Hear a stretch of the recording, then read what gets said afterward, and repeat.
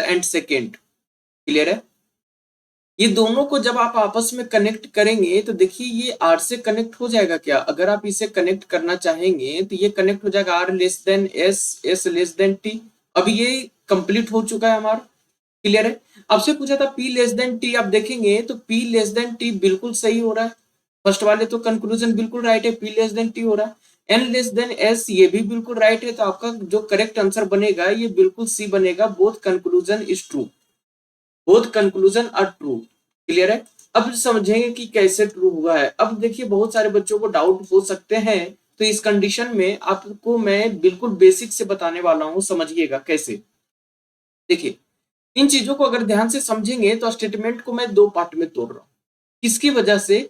Less than equals to यहाँ पे भी है और लेस देन इक्वल्स टू यहाँ पे भी है। आपको लगेगा कि यहाँ पे लेस देन इक्वल्स टू का सिंबल आ गया है, तो फिर कैसे होगा? तो ये सारी दिक्कतें होती हैं किन्हें? जो अभी स्टूडेंट्स अभी तैयारी करना स्टार्ट किए उनके लिए। ठीक है, तो यहाँ पे समझिएगा, मैं इसे दो पार्ट में तोड़ रहा हूँ, समझिए कैसे। एक तो मैं ले रहा हूं यहाँ पे P less than N less than O less than Q equals to R less than S less than T। हो गए?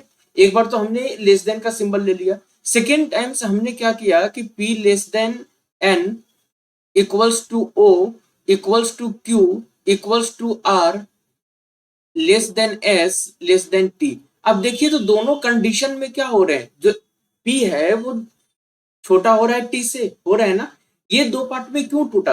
क्योंकि यहाँ पे जो less than equals to given था उसकी वजह से ये स्टेटमेंट दो पार्ट्स में आपस में ब्रेक हो गए। क्लियर है? इसकी वजह से ये स्टेटमेंट दो पार्ट्स में आपस में ब्रेक हो गए।